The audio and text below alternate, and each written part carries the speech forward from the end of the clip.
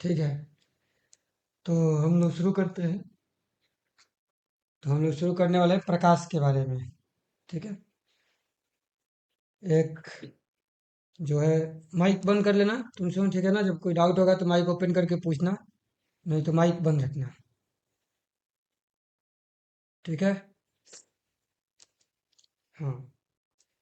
तो हम लोग का यहाँ पे है अब प्रकाश के बारे में देखना है कि प्रकाश कैसे, क्या होता है। थोड़ा सा पहले जनरल ओवरव्यू ले लेते हैं। हम लोग नाइन्थ क्लास में एक इम्पोर्टेंट चीज़ के बारे में पढ़े थे, वो क्या था? ध्वनि। है ना? तो जो मनुष्य का शरीर है, उसमें पांच ज्ञान इंद्रियाएं हैं। पांच ज्ञान इंद्रियाएं हैं, क्या क्या क्या क्या? वो है अपने पास त्वचा, आँख, कान, जीभ, और एक क्या चीज होता है? नाक। ठीक है। हाँ। तो ये पांच ज्ञान इंद्रियाएं हैं जिसके माध्यम से हमें दुनिया का ज्ञान होता है। ठीक है। अब जब दुनिया की बात किए तो दुनिया में सब चीज आ गया। अपना शरीर, हमारा शरीर भी हमारे लिए क्या है? दुनिया का ही हिस्सा है। जानने वाला कोई और है और जिसको जाना जा रहा है वो कोई और है। अब जानने वाला कौन है वो अलग बात है, लेकिन जब जिसको जान रहे हैं तो जानने वाला और जिसको जाना जा रहा है दो अलग चीज हो गई ना। तो ये सब माध्यम है, ये सब माध्यम है जिसके द्वारा हम चीजों को क्या करते हैं? जानते हैं। ठीक है। जिसके द्वारा जानकारी हम तक पहुंचती है। तो त्वचा का काम क्या होता है? छूना। किसी चीज को छू करके अनुभव करेगा कि क्या चीज कितना गर्म है, ठंडा है ना? ज्यादा गर्म है तो हमारा अपना हाथ को हटाना होगा, बचाना होगा, नहीं तो त्वचा जल जाएगी। आंख का काम क्या है? देखना। कान का काम है सुनना। जीभ का काम है स्वाद का जानकारी प्राप्त करना। और नाक का काम है गंध का जानकारी प्राप्त करना। तो ये जो पांच इंद्रियाएं हैं, ये पांचों इंद्रियाएं मिल करके हमें जानकारी प्रदान करती हैं। और उसी जानकारी के आधार पर हम अपने जीवन के सभी निर्णय लेते हैं। यही करते हैं लोग। यही होता है ना? हाँ। अब इसमें अगर हम लोग देखें तो हमने नाइन्थ क्लास में ये वाला पार्ट पढ़ा था, कान से सुनना। कि कोई जो ध्वनि है कैसे उत्पन्न होती है और किस प्रकार चल करके हमारे कान तक पहुंचती है, मस्तिष्क में जाती है। ध्वनि क्या होता है, हमने डिटेल्स में जानने की कोशिश करी थी। और आज हम लोग को कहाँ पे पढ़ना है? ये वाला, आंख से देखना। और यही दो सबसे मेन है। सबसे ज्यादा मेन क्या होता है? देखना। ठीक है। इसके बाद सुनना। बाकी सब ठीक है, ये सब भी अपना जानकारी देते हैं, लेकिन दिखाई देना और सुनाई देना ये सबसे मेन होता है हमारे लिए। और हमने सुनने की प्रक्रिया समझी थी। आज हम देखने की प्रक्रिया समझने वाले हैं कि देखते कैसे हैं, कैसे कोई चीज हमें दिखाई देता है। इस चीज को ध्यान से समझेंगे लोग। कोई बताना चाहेगा क्या कि कैसे कोई चीज दिखाई देना चाहता है? हैंड रेज करो। क्या प्रक्रिया होती है? प्रक्रिया को 1 मिनट बोलना है। हैंड रेज करो, कोई बताना चाहेगा कि कैसे कोई चीज दिखाई देती है? क्लास में पढ़ ली होगी लोग सब कोई। चलो रिशु बताएगी। शुभम बताओ, शुभम तुम कैसे कोई चीज दिखाई देती है?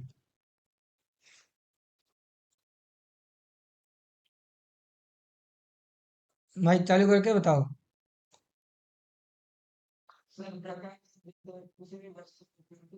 हाँ।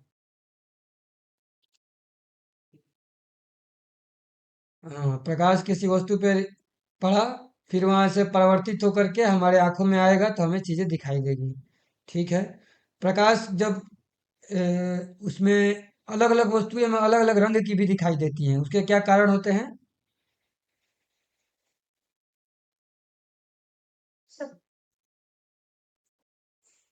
हाँ, तो प्रकाश का विभिन्न रंग तो होता है, लेकिन अलग अलग दिखाई फिर कैसे दे देता है? उसमें क्या होता है? देखेंगे लोग। प्रकाश के विभिन्न रंग होते हैं। जब किसी वस्तु पे प्रकाश पड़ा तो जो दिखाई दे रहा है वो रंग तो हम तक आया, और जो बाकी है उसको क्या हो गया, उसमें सोख लिया गया।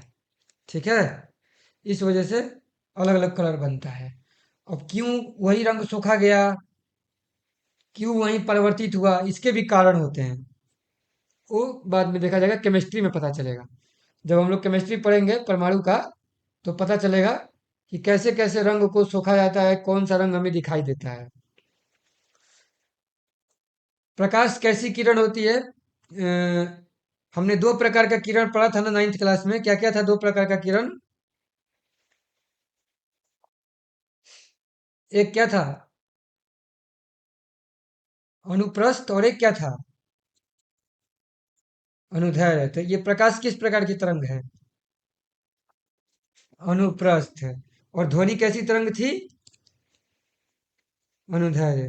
तो इस चीज के डिटेल्स को भी हम लोग यहाँ पे देखेंगे कि हम लोग कैसे बोलते हैं, और उसके बाद बहुत डिटेल में हमने तरंग के बारे में जानने की भी कोशिश करी थी। ठीक है, डिटेल्स में अब इस चीज को देखते हैं लोग थोड़ा सा।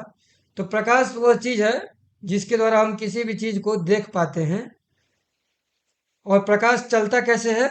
सीधी रेखा में चलती है ना? प्रकाश सामान्यतः सीधी रेखा में चलती है, लेकिन कभी कभी मुड़ती भी है। कैसे मुड़ती है, उस चीज को भी हम लोग देखने वाले हैं। प्रकाश मुड़ता है, पता है? उस घटना को क्या बोलते हैं? विवर्तन, है ना? परावर्तन वाला बात हम नहीं कर रहे हैं, परावर्तन में मुड़ता है वो तो अलग चीज हो गया, विवर्तन। तो विवर्तन के बारे में भी देखेंगे लोग कि कोई चीज क्यों मुड़ जाता है। इस बारे में भी हम लोगों को बहुत ध्यान से देखना होगा, और ये सब चीज पता चलेगा जैसे जैसे अभी आगे हम लोग बढ़ेंगे तो। प्रकाश से संबंधित बहुत सारी घटनाएं होती हैं, जैसे कि दर्पण के द्वारा प्रतिबिंब कैसे बनता है, तारा कैसे टिमटिमाता है, इंद्रधनुष का रंग हो गया। इसके बाद माध्यम अलग अलग होते हैं। पारदर्शी माध्यम वो होता है जिसमें प्रकाश पार कर जाता है, अपारदर्शी होता है जिसमें प्रकाश पूर्णतः रुक जाता है, और पारभासी होता है जिसमें कुछ कुछ पार हो जाता है, कुछ कुछ रुक जाता है ना? तो ये सब तुम लोगों को पता होगा, कोचिंग में तुम लोगों ने ये सब पढ़ा होगा, और ये सब बहुत परिभाषा है। जब तुम लोगों ने इतना पढ़ लिया होगा तो इसमें कोई मुश्किल भी नहीं है। हम लोग वहां पे चल के रुकेंगे जहां पे हमें चीजों को समझना होगा। तो सबसे पहले यहीं से समझना शुरू करते हैं, प्रकाश के विवर्तन के बारे में। प्रकाश मुड़ता है, मुड़ता कोई चीज कब है ये बताओ? मुड़ने की क्या प्रक्रिया होती है?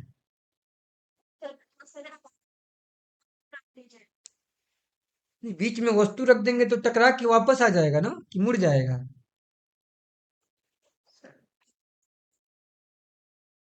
मुड़ेगा कब, आएगा कब?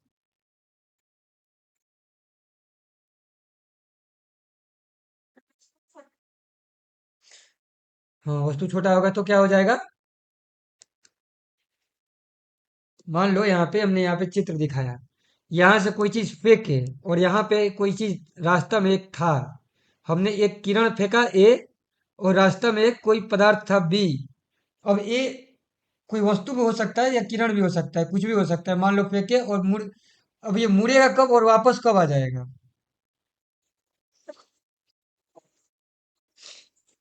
हाँ। हाँ, चमकदार ही नहीं, अगर बड़ा भी हो तो वापस आ जाएगा। अगर बी बड़ा होगा तो ए टकरा के क्या हो जाएगा? वापस आ जाएगा। और अगर बी छोटा होगा तो ए क्या हो जाएगा? पार कर जाएगा, है ना? तो यही पॉइंट होता है मुड़ने का और टकरा करके वापस आने का। टकरा करके वापस आने की घटना क्या होती है? परावर्तन।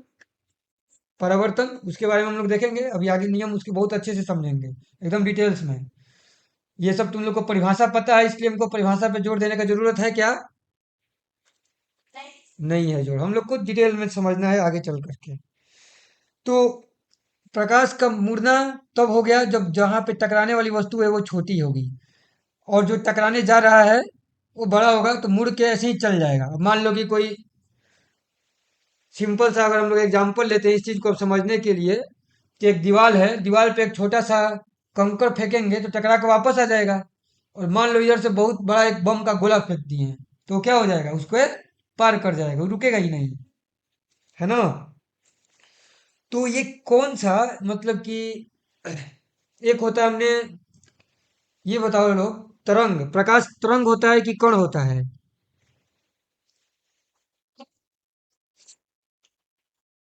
कौन कौन बोल रहा है तरंग होता है?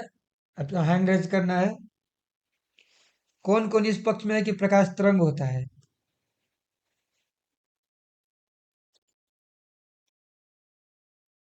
और कोई नहीं? चलो, पारुल, विशु, शुभम, तीन को है, वो बोल रहे हैं प्रकाश तरंग होता है। किस किस को विश्वास है? अनुष्का भी। ठीक है, सारे लोग तो बोल ही दिए, सब कोई बोल रहा है प्रकाश क्या होता है? तरंग होता है। ठीक है, अब हम लोग यहीं पे इस चीज को ध्यान से देखने वाले हैं कि प्रकाश तरंग होता है कि कण होता है।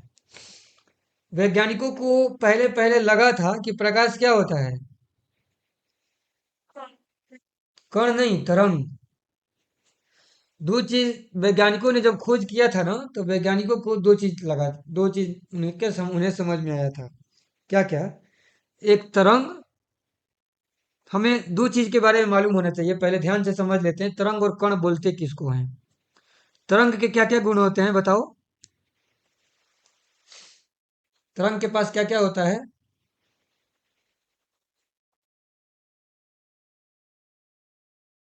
तरंग किसको बोलते हैं?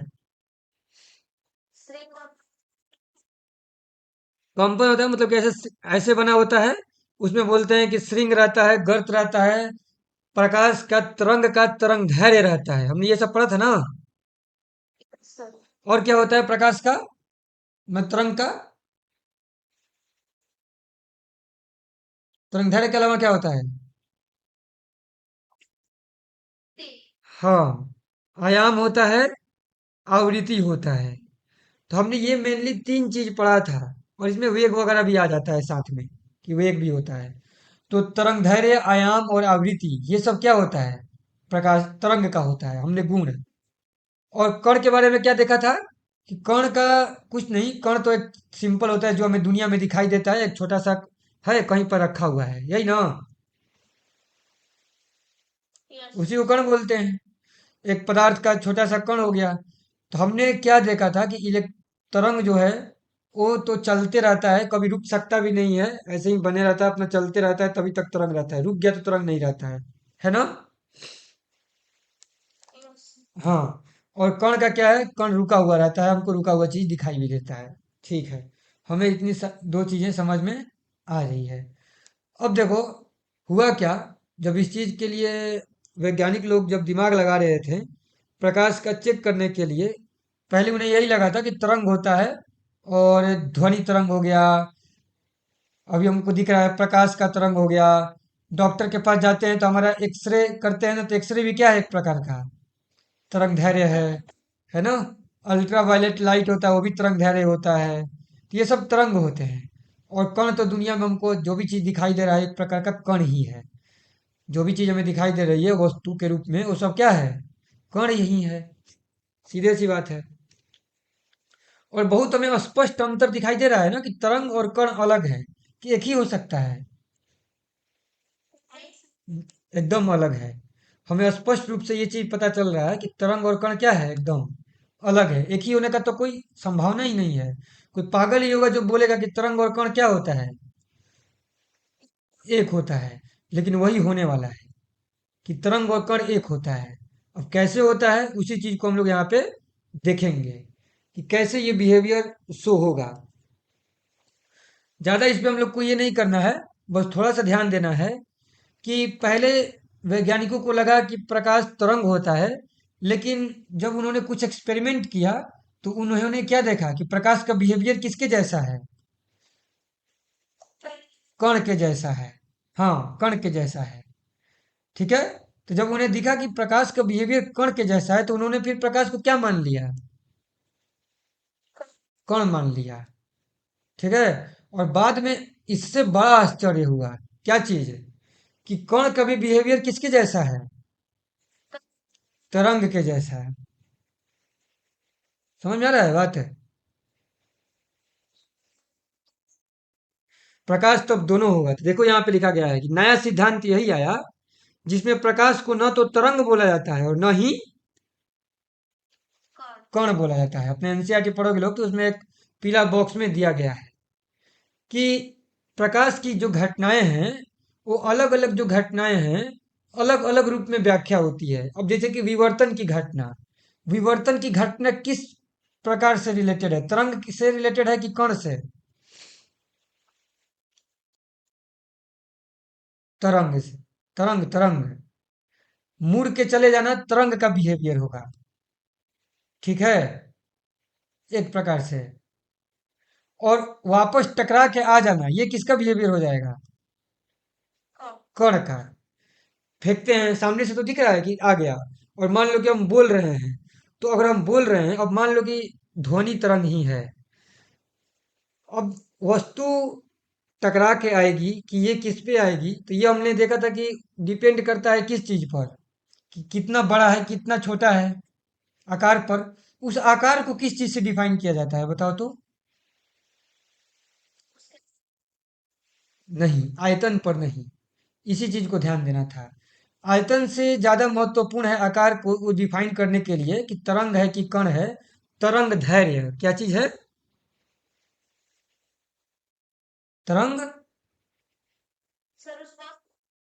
हाँ, वस्तु को, जो वस्तु है, वस्तु का तरंग धैर्य बताएगी कि वस्तु कितनी बड़ी है और कितनी छोटी है। जब हम ये पता करने जाएंगे कि मुड़ के आने वाली है कि टकरा के,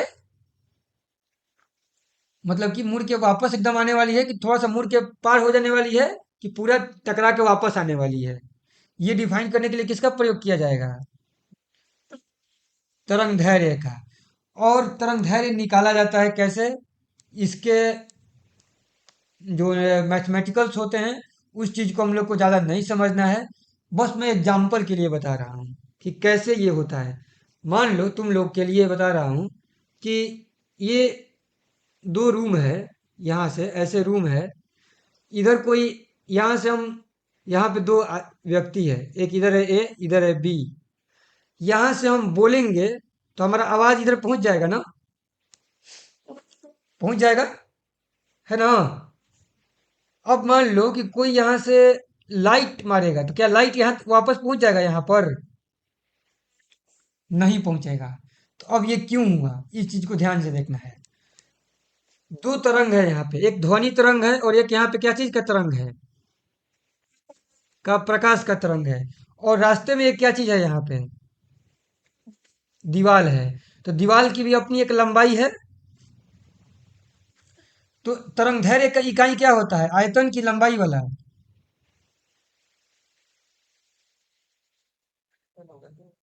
तरंग का आयतन होगा। हमने तरंग दैर्घ्य, लंबाई होता है ना, तरंग दैर्घ्य क्या होता है? दो क्रेस्ट के बीच की दूरी। तो जब दूरी हो गया तो क्या हो गया? लंबाई। आयतन नहीं। तरंग दैर्घ्य दो क्रेस्ट या दो ट्रफ जो जिसको बोलते हैं, श्रृंग या गर्त, तो दो श्रृंग अथवा दो क्रमागत श्रृंगों या गर्त के बीच की दूरी होती है, तो दूरी लंबाई होता है। तो लंबाई के रूप में देखेंगे, आयतन के रूप में नहीं। अब जो ध्वनि तरंग की तरंग दैर्घ्य कितनी होती है और प्रकाश तरंग की तरंग दैर्घ्य कितनी होती है, बताओ? याद है? नहीं याद है। तो इसलिए चीज को हम लोग देख लेते हैं, क्योंकि याद करने वाला ये चीज भी नहीं है उतना ज्यादा। तो देख लेते हैं। तरंग दैर्घ्य को इंग्लिश में क्या बोलते हैं? Amplitude of sound wave.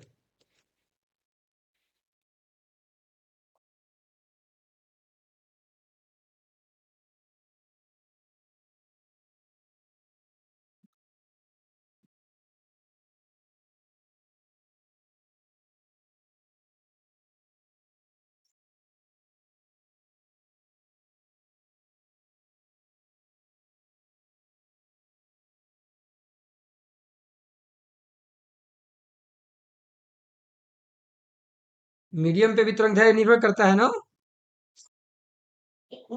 हाँ। तो 10 के पावर -5 मीटर आया। कितना आया? 10 के पावर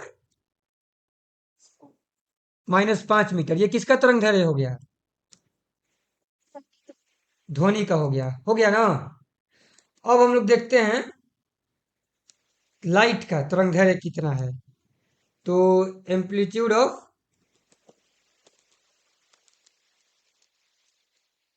लाइट। अब मान लो कि रेड लाइट ले लेते हैं, हम लोग को आसानी हो जाए, क्योंकि लाइट बोलेंगे तो ये पता नहीं चलेगा किस कलर का लाइट। अलग अलग किसका तरंग दैर्घ्य सबसे ज्यादा होता है, लाल का कि बैंगनी का? लाल का, है ना। तो ये देखो कितना है, नैनोमीटर। नैनो कितना होता है? 10 की पावर -9। ठीक है, तो 620 लिया गया है, तो ये हो गया 10 to the power -9 हो गया है ना, नैनोमीटर। तो अब हम लोग जब यहाँ पे ये देख रहे हैं, तो प्रकाश का जो तरंग दैर्घ्य है छोटा होगा, इसलिए वो टकरा के वापस की तरफ आ जाएगा। और जो इसका तरंग दैर्घ्य होगा ध्वनि का, वो आसानी से क्या हो जाएगा, उसको पार कर जाएगा। ठीक है, इसलिए ध्वनि सुनाई दे देगी। समझ में आया? तो ये इसका रीजन होता है कि क्या चीज टकराएगा, क्या चीज नहीं टकराएगा। अब वही देख लो, जब हमारी हम ध्वनि बोलते हैं कहाँ पे जाके, किसी पहाड़ के सामने जाकर के बोलते हैं, तो हमें कैसी सुनाई देती है वो ध्वनि?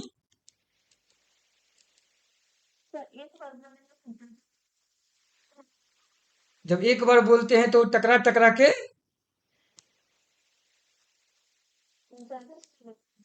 वापस आता है ना। तो वहां पे वो क्या हो रहा है, परिवर्तन हो रहा है कि मुड़ के जा रहा है? मुड़ के नहीं जा रहा है ना, परिवर्तन होके वापस आ जा रहा है ना।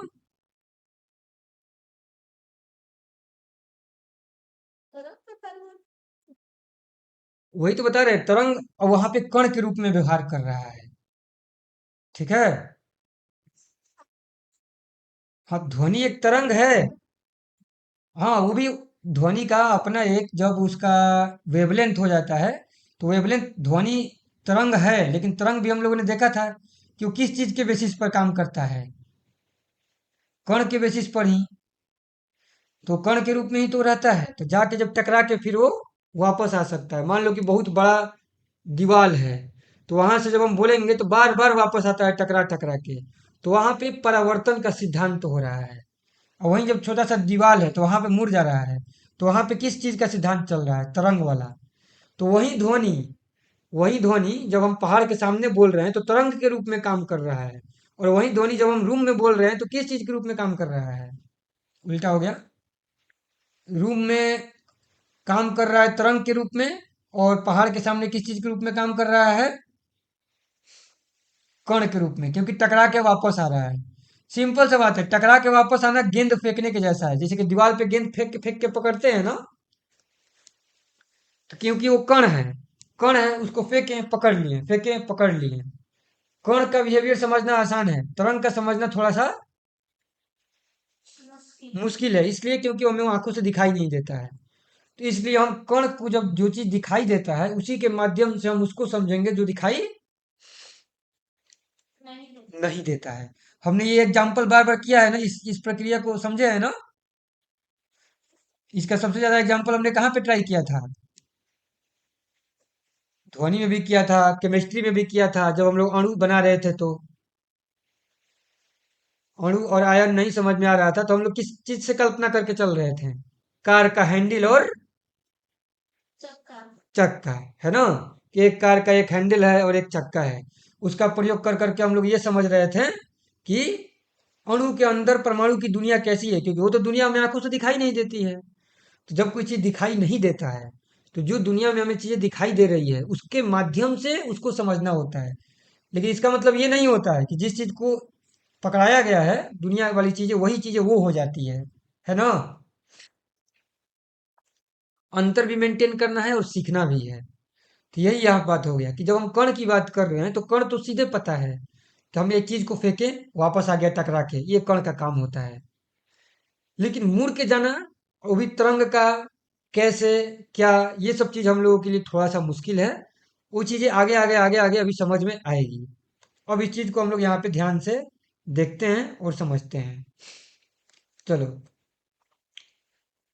और ये देखो, ये सिद्धांत जो है क्वांटम का सिद्धांत इसको बोला जाता है। किस चीज का सिद्धांत बोला जाता है? क्वांटम का सिद्धांत। कि जो तरंग है वो न तो कण है और न ही मतलब जो प्रकाश है न तो तरंग है न ही कण। और ये भी समझ जाओ उसी प्रकार से कि कण भी न तो अपने आप में कण है और न ही तरंग है। तो ये एक प्रकार का कंफ्यूजन स्टेट में रहता है, अथवा दोनों ही बोल दिया जाता है कि ये डिपेंड करती है होने वाली घटना पर। अब सोचो, हम लोग को देखने के लिए हम आमतौर पे किस चीज का प्रयोग करते हैं? आंख, ठीक है। देखने के लिए देखो क्या क्या चीज होता है। देखने के लिए आंख तो चाहिए ही, इसके बाद प्रकाश भी चाहिए, और क्या चीज चाहिए? माध्यम नहीं, प्रकाश को माध्यम थोड़ी चाहिए होता है दिखने के लिए। प्रकाश को चलने के लिए माध्यम चाहिए क्या?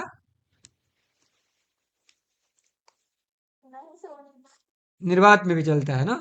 यहाँ पे वस्तु ले लेते हैं, क्या ले लेते हैं? एक वस्तु, जैसे कि एक, मैं यहाँ पे कॉपी रख दिया। अब यहाँ पे सूर्य का ये है, सूर्य का लाइट कॉपी पे पड़ा, और फिर ये हमें दिखाई दिया। अब तुम लोग ध्यान से इस चीज को समझो। बहुत बढ़िया बढ़िया ये चीज है समझने के लिए। मान लो कि अब प्रकाश हम लोग को पता चल गया कि कण भी है और क्या चीज है, तरंग भी है। तो अभी जो ये प्रक्रिया है परावर्तन के द्वारा जो दिखाई दे रही है, इसको समझने के लिए प्रकाश को हम लोग क्या लेकर के चलेंगे? तरंग की कण? तरंग नहीं, कण कण, क्योंकि टकरा के आने वाला है ना। हाँ, तो यहाँ पे ये परावर्तन जो है एक प्रकार से टकराने वाली यहाँ पे घटना है, और ये कण के रूप में दिखाई देगी।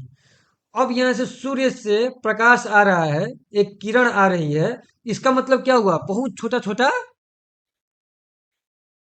कण आ रहा है ना।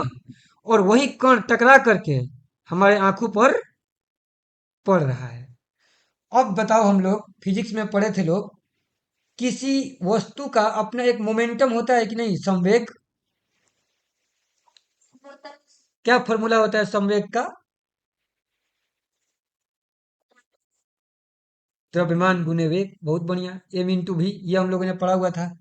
अब देखो, मान लो, अब ये सब कण है, तो हर कण का अपना एक संवेग होगा कि नहीं? होगा। लेकिन ये ध्यान देना होता है, तरंग इस प्रकार से हो जाता है कि उसका द्रव्यमान का पता नहीं चलता है, या नहीं ही होता है, मान के चलो। ठीक है ना। तो इसका जो संवेग है अलग तरीका से निकाला जाता है, क्योंकि उसका द्रव्यमान एकदम नगण्य या जीरो तरह से होता है। ठीक है ना। तो इसलिए इसका संवेग अलग तरीके से निकाला जाता है, लेकिन निकलता है संवेग। ये ध्यान दो कि संवेग निकलता है। अब मान लो कि ये आया और यहाँ पे कॉपी पे दिखाई दिया, कॉपी पे टकराया। तो अगर इसका संवेग बहुत ज्यादा होगा और कॉपी पे टकराएगा, तो कॉपी तो पूरा हिल जाएगा, है ना। कॉपी से अगर ज्यादा संवेग अगर हो गया, ठीक है ना, तो इसके जड़त्व को चेंज कर सकता है ना, जो टकरा रहा है तो। और फिर तो हमको दिखाई ही नहीं देगा, फिर हमको कैसे दिखेगा? मान लो प्रकाश, तुमको किसी चीज को देखना है और उस पर प्रकाश पड़ा, अब पता चला वो अपनी जगह पे रह ही नहीं पाया, तब देखेंगे कैसे उसको हम? है कि नहीं? मुश्किल हो जाएगा कि नहीं हो जाएगा देखना? और यही होता है कौन सी दुनिया में? कौन सी दुनिया में ऐसा होता होगा, बताओ तो सोच करके। कौन सी दुनिया में ऐसा होता होगा कि देखने के लिए प्रकाश का इस्तेमाल नहीं कर सकते होंगे? सिंपल से बता रहे हैं, किस दुनिया में? आम दुनिया में ऐसा नहीं होता है। आम दुनिया में जो प्रकाश का संवेग है वो बहुत बहुत क्या होता है? कम होता है। जिस चीज को हमको दिखाई दे रहा है उसके तुलना में, हम किसी वस्तु को देख रहे हैं, कॉपी या किसी चीज, तो उसका संवेग बहुत कम है। तो उसको उस पर प्रकाश टकराता भी है तो हिलता नहीं है, इतना हल्का नहीं होता है कोई चीज आम दुनिया में। लेकिन मान लो कि तुमको इलेक्ट्रॉन को देखना है, बहुत छोटा छोटा किसी चीज को देखना है, इलेक्ट्रॉन जो है ना वो हिल जाएगा खुद ही। उसको चाहोगे कि तो हम किस चीज से देख लें? एक एटम को, मान लो एक एटम को देखना है, और उसको देखने के लिए हम किस चीज का इस्तेमाल करें? प्रकाश के किरण का। तो प्रकाश के किरण से हम उसको देख ही नहीं पाएंगे। क्यों नहीं देख पाएंगे? क्योंकि प्रकाश का किरण जैसे ही उस पर पड़ेगा वो खुद ही इधर उधर हो जाएगा, है ना। क्योंकि इलेक्ट्रॉन बहुत भारी होता है कि बहुत हल्का होता है? बहुत हल्का होता है। तो टिक ही नहीं पाएगा, तो देखेंगे कैसे हम लोग उसको? तो फिर इसको कैसे देखते हैं इलेक्ट्रॉन को? प्रकाश से नहीं देखेंगे तो उसके लिए इलेक्ट्रॉन माइक्रोस्कोप होता है, कि प्रकाश का जो संवेग है ना, उससे भी कम संवेग का बनाया जाता है माइक्रोस्कोप, देखने के लिए इलेक्ट्रॉन माइक्रोस्कोप। उसी का प्रयोग करके वैज्ञानिक सब ये करते हैं। बहुत ये होता है, मतलब कि उसमें प्रकाश का प्रयोग ही नहीं होता है देखने के लिए। सोचो, बिना प्रकाश के देखा जाता है, कितना बढ़िया बात है ना? क्योंकि देखने की प्रक्रिया को समझना है कि हमें दिखाई दे कैसे रहा है कोई वस्तु। अब मान लो कि कलम रखा गया है, कलम, अब एक लाइट, कोई बल्ब से लाइट आया कलम पे, और कलम बेचारा हिल गया। अब कैसे देखेंगे हम उसको? स्थिर तो रहना चाहिए ना कम से कम, है ना? इसमें कोई डाउट है क्या?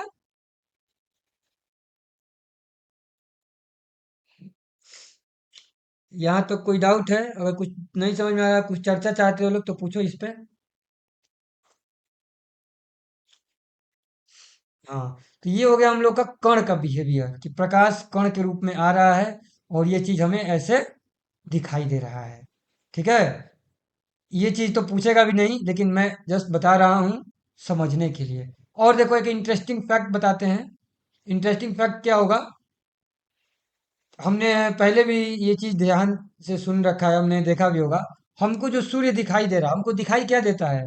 सूर्य दिखाई देते हैं, कि सूर्य का जो प्रकाश हम तक कोई चीज पहुंचता है वो दिखाई देता है। प्रकाश, हम लोग किसी वस्तु को तो डायरेक्ट देखते नहीं है, हमें भ्रम हो सकता है। हम लोगों को मान लो कि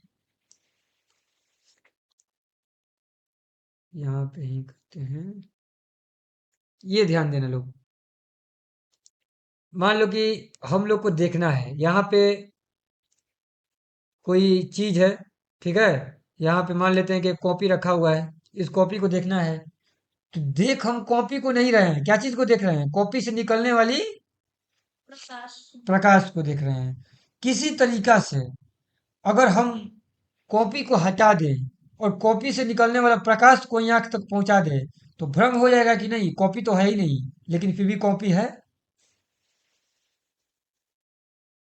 हो जाएगा कि नहीं हो जाएगा? नहीं समझ में आया? अरे, हम देख कॉपी को नहीं रहे, हम किस चीज को देख रहे हैं? निकलने वाला प्रकाश हमारे माइंड में पहुंच रहा है। अब मान लो कि कॉपी है ही नहीं, तब भी हमको कॉपी दिखाई दे सकता है कि नहीं? अगर सिर्फ प्रकाश निकले, जिस रंग का कॉपी है उसी रंग का, किसी तरीका से,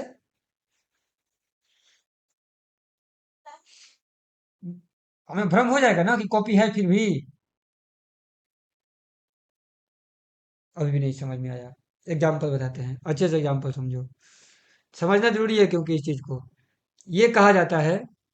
मान लो कि कॉपी बहुत दूरी पर है, कॉपी से लाइट निकल कर के पहुंचने में तुम्हारे आंखों तक 2 मिनट का समय लग रहा है ना? इतना दूर है कॉपी तुम्हारे आंख से, कि तुम्हारे आंख तक लाइट पहुंचने में कितना समय लग रहा है? 2 मिनट। तो यहां से लाइट निकला, तो निकल गया, तो मतलब कि लाइट का अब तो सूचना, कॉपी का सूचना यहां से निकल गया ना? अब उस सूचना को पहुंचने में कितना समय लगेगा? 2 मिनट। अब मान लो कि यहां से जैसे ही सूचना निकल गया प्रकाश में से, अब प्रकाश सूचना लेके जा रहा है, और हम यहां से कॉपी गायब कर दिए, तब भी तुमको क्या लगेगा 2 मिनट बाद? कि यहाँ पे अभी भी 2 मिनट बाद तुम्हारे तक लाइट पहुंचेगा, तो तुमको क्या लगेगा कि कॉपी तो वहां पर है। क्योंकि 2 मिनट बाद ना तुम्हारे पास आंखों से कॉपी गायब होगा, क्योंकि 2 मिनट बाद फिर प्रकाश नहीं आएगा। लेकिन 2 मिनट तक तुमको भ्रम बना रहेगा कि नहीं बना रहेगा? क्योंकि यहाँ का जो, हाँ बोलो। नहीं, ऐसा होता इसलिए नहीं है क्योंकि तुम्हें इतना दूर की कोई चीज देखने की यही नहीं पड़ता है, इतना पास में रखे हैं, तो उसको हटाएंगे तुरंत पता चल जाएगा, है ना? अब कौन सा ऐसा चीज है जिसको देखने में तुमको 2 मिनट समय लगेगा? कोई नहीं है, इसलिए नहीं होता है। लेकिन इसका एग्जाम्पल वहां पे प्रूव किया जाता है। सूर्य का प्रकाश हम तक पहुंचने में कितना समय लगता है? याद है? Yes sir. 8 सेकेंड, 8 सेकेंड लगता है। नहीं सर। 8 मिनट लगता होगा। टाइम टेकन, हाँ, taken by light to reach from earth to sun, 8 minute 20 second. अब सोचो, सूर्य मर गया, सूर्य क्या हो गया? नष्ट हो गया। नष्ट हो गया। तो हमको कितना देर तक भ्रम रहेगा कि सूर्य है? 8 मिनट 20 सेकंड। 8 मिनट 20 सेकेंड तक भ्रम रहेगा कि सूर्य है, क्योंकि जो सूर्य से प्रकाश निकल चुका होगा और जो पहले से निकल रहा हो तो वहीं रहा है, अब मरा, तभी तो जो वहां का है वो तो लाइट तो वहीं आते ही रहेगा ना हमारे यहाँ तक, उसके बाद ना बंद होगा। तो इतना भ्रम हो सकता है, समझ में आया? तो एक प्रकार से इससे क्या प्रूफ हुआ, तो हम जिस भी चीज को देख रहे हैं वो चीज कहीं ना कहीं कुछ समय क्या लेट है ना? मान लो कि हम दो लोग सामने बैठ के बात भी कर रहे हैं और हम सामने वाला को देख भी रहे हैं, तो हम उसको उचित समय में देखने का कोई उपाय है क्या कि उचित समय में उसको देख लेंगे? नहीं भाई, दोनों में दूरी है और यहाँ से यहाँ तक पहुंचने में लाइट को कुछ ना कुछ समय लगेगा ही लगेगा। तो जब समय लगेगा तो उतना पुराना है वो आदमी, है ना? सामने किसी से बात भी कर रहे हो तो यही स्थिति है कि नहीं, बताओ मेरे को।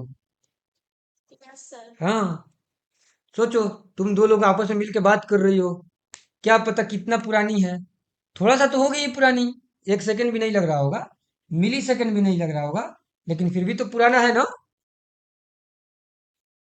Yes sir. समझ में आ गया? कितना कितना पुराना होगा, निकालने का क्या समय होगा, जितना दूरी पे हम बैठे हुए हैं, है ना? दो आदमी मान लो यहाँ पे दूरी पे बैठा हुआ है, जितना इनके बीच की दूरी और प्रकाश का चाल, तो चाल बराबर क्या होता है? दूरी बटा शाम। समय। तो समय बराबर क्या होता है?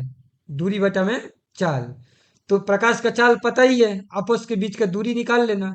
अब फिर ध्यान दे देना कि तुम जो बगल के अपने दोस्त से बात कर रहे हो वो दोस्त इतना समय पुराना है, डी भाई भी, है ना?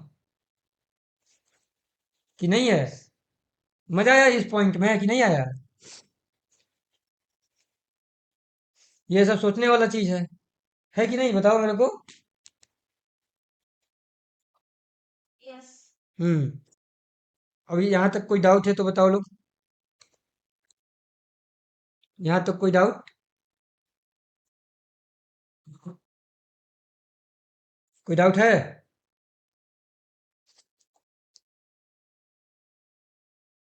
कोई डाउट शुभम?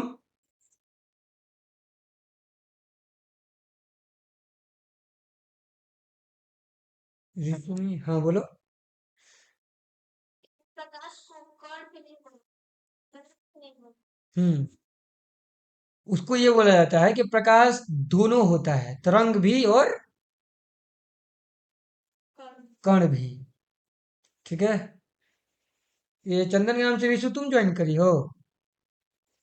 ठीक है, तुमको शुभम समझ में आया चीजें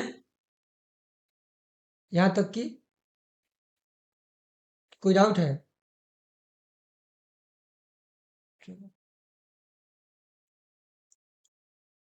तो दो पॉइंट यहाँ पर हमने देखा मेनली, कि प्रकाश को न तो हम तरंग बोल सकते हैं न ही कण बोल सकते हैं, अथवा उसको डिपेंड करेगा कि क्या बिहेवियर शो कर रहा है, अलग अलग बिहेवियर में हम उसका अलग अलग नाम लेते हैं, बिहेवियर के हिसाब से। किसने दिए थे? ये सिद्धांत किसने दिया था, ये नाम तो एग्जैक्ट मुझे याद नहीं है, ठीक है ना? कोई साइंटिस्ट का नाम तो एग्जैक्ट याद नहीं है।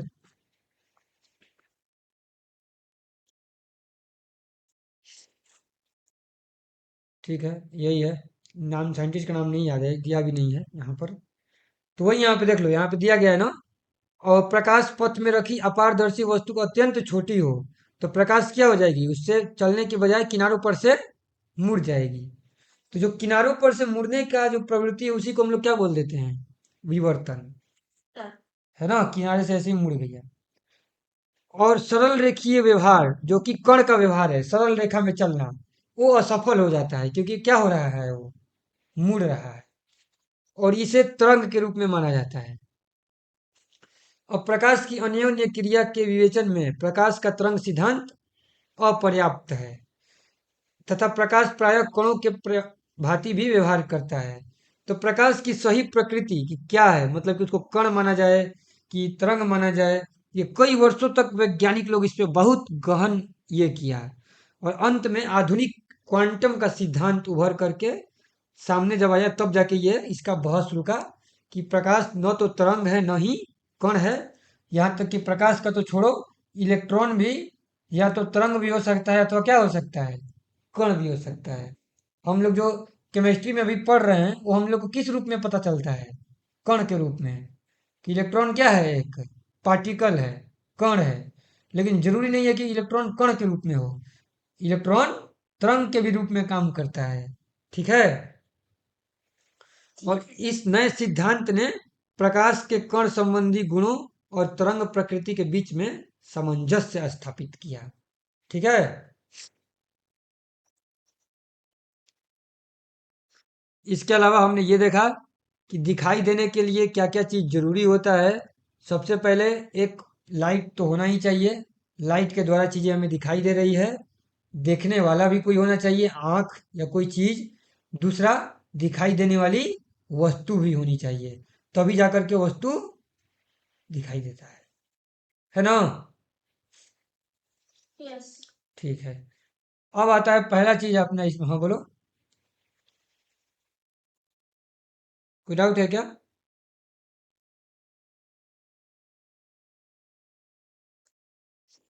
या तो कोई डाउट? ठीक है। तो अब आते हैं हम लोग प्रकाश के परावर्तन पर, कि प्रकाश का परावर्तन क्या होता है। इसी थ्योरी को पढ़ेंगे लोग, दोनों नियम को समझते हैं लोग, फिर खत्म किया जाएगा। तो प्रकाश का परावर्तन का मतलब क्या हुआ कि प्रकाश किसी सतह पर पड़ेगा और पड़ेगा तो क्या हो जाएगा, परावर्तित हो जाएगा, वापस आ जाएगा उसी माध्यम में। ठीक है। तो यहाँ पे देखो क्या लिखा गया है कि उच्च कोटि की पालिश किया हुआ पृष्ठ जैसे कि दर्पण अपने पर पड़ने वाले अधिकांश प्रकाश को परावर्तित कर देते हैं। अब ये ध्यान देना है, ये क्यों लिखा गया उच्च कोटि, ये क्यों लिखा गया अधिकांश, ये क्यों नहीं लिखा गया सब, है ना। और इस चीज को समझना है, जब भी किसी सतह पर प्रकाश पड़ेगा, जब भी किसी सतह पर प्रकाश पड़ेगा, तो उस सतह को तुम कितना भी पॉलिश कर लो, कितना भी पॉलिश कर लो, ये 100% एकदम ये हो जाए कि पूरा का पूरा लाइट रिफ्लेक्ट कर दे, ये पॉसिबल नहीं है। ठीक है ना। वैज्ञानिक वो इसलिए नहीं पॉसिबल होता है क्योंकि प्रकाश जब भी किसी सतह पे पड़ता है तो दो तीन चीजें होती हैं। क्या क्या? तीन चार चीजें बता देते हैं, तीन चीजें मेनली।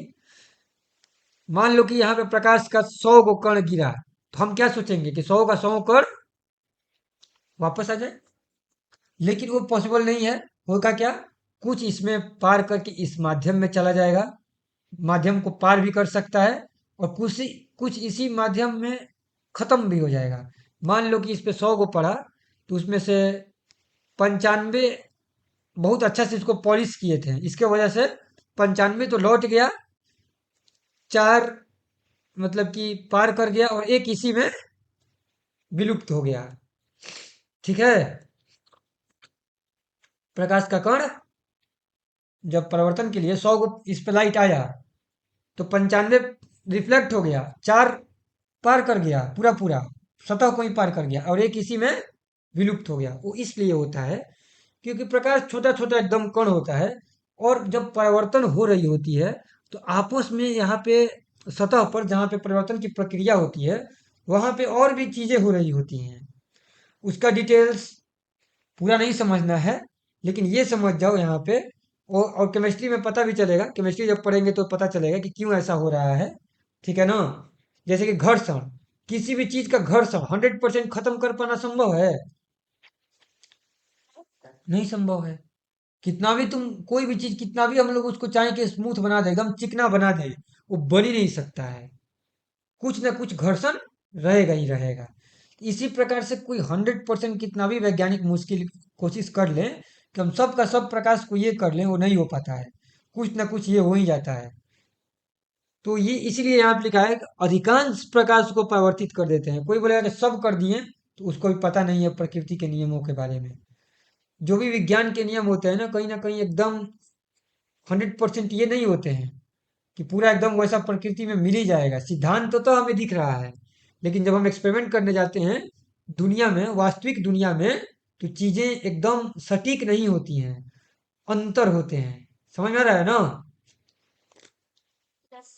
हाँ, तो इसलिए बोला गया कि उच्च कोटि का पॉलिश करना है, बहुत पहले मेहनत करके उच्च कोटि का बनाना है।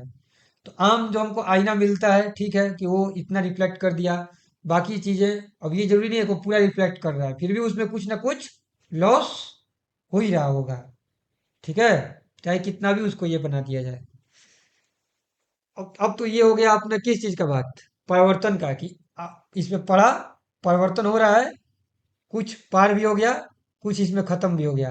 तो जो पार हो गया और जो इसी में खत्म हो गया उसका हम बात नहीं कर रहे हैं। हम किसका बात कर रहे हैं? जो जो टकरा करके वापस उसी मीडियम में आ गया, और इसी को क्या बोलते हैं? परावर्तन की घटना, है ना? कि परावर्तन हो गया है। यही परावर्तन कहाँ पे हम लोग को देखने को मिला था केमिस्ट्री में, किस मॉडल में? बोर के मॉडल में। बोर के मॉडल में था कि रदरफोर्ड के मॉडल में था?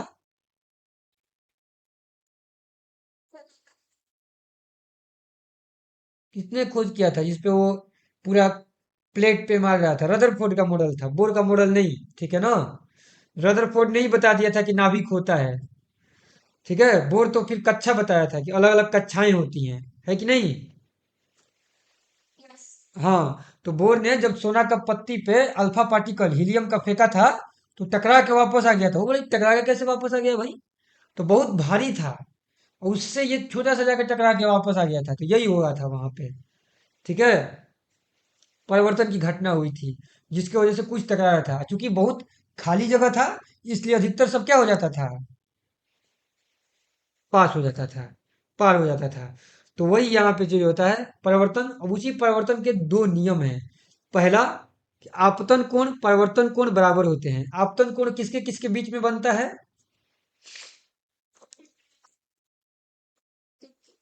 हैं? अभिलंब, आपतित किरण और अभिलंब, है ना? जब आपतन बिंदु होता है, उसी पर एक अभिलंब डालते हैं लोग ना। Yes sir. हाँ, ये रचना करते हैं हम लोग, पता है ना ये? ये हो गया, यहाँ पे लाइट आया, यहाँ पर लाइट आया, और ये ऐसे क्या हो गया? रिफ्लेक्ट हो गया। तो ये इंसिडेंट हो गया, ये रिफ्लेक्टेड हो गया। हम यहाँ पे क्या करते हैं, जहाँ पे आपतन बिंदु है, तो वहीं पर एक क्या डालते हैं? अभिलंब डालते हैं। तो ये जो बना, ये जो बना कोण, ये आपतन कोण हो गया, और ये जो बना ये कौन सा कोण हो गया? पर परावर्तन कोण हो गया, आर। अब ये बोला गया कि दोनों बराबर होते हैं, ये हम लोग को पता है ना? और कोण किसके किस में हमें हमें हमेशा पता है कि कोण के लिए दो गो रेखा तो चाहिए ही। तो आपतन कोण है तो कौन सी दो गो रेखा है? अभिलंब। और परावर्तन कोण में कौन सी दो गो रेखा है?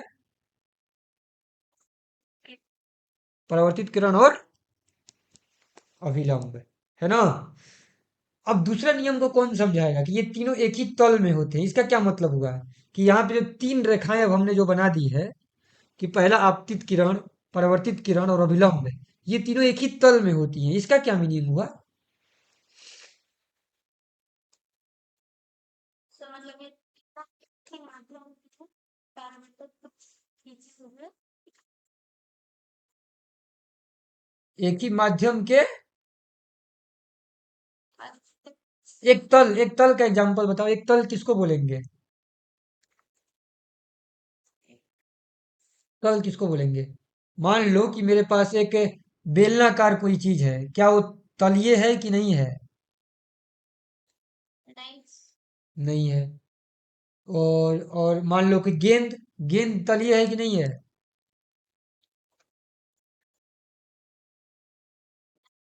नहीं है। तो क्या चीज होगा तलिए? समतल। समतल प्लेन हो, मतलब कि एक कागज का पन्ना, वो एक तलिए है क्योंकि एक तल में है, प्लेन में है। तो ये तीनों रेखाएं क्या हैं? एक एक एक ही तल पर हैं, है ना? मतलब एक पेज रख देंगे तो उसी पेज पर तीनों आ जाएंगी। नहीं तो जरूरी है क्या कि दो रेखाएं हमेशा, तीन रेखाओं तो छोड़ो, ये भी जरूरी नहीं है कि दो रेखा हमेशा एक ही तल में हो। क्या दो रेखा जरूरी है कि हमेशा एक ही तल में होगा? नहीं होगा। जरूरी नहीं है कि दो रेखा हमेशा एक ही तल में होगा। कैसे? जैसे कि मान लो कि दो अपना उंगली रख लो, उंगली एक ऊपर नीचे से काट कूट के पास कर दो, तो दो अलग अलग लाइन बना, लेकिन फिर भी वो एक तल में तो नहीं है ना, एक पेज में कभी नहीं आ सकता है कि नहीं?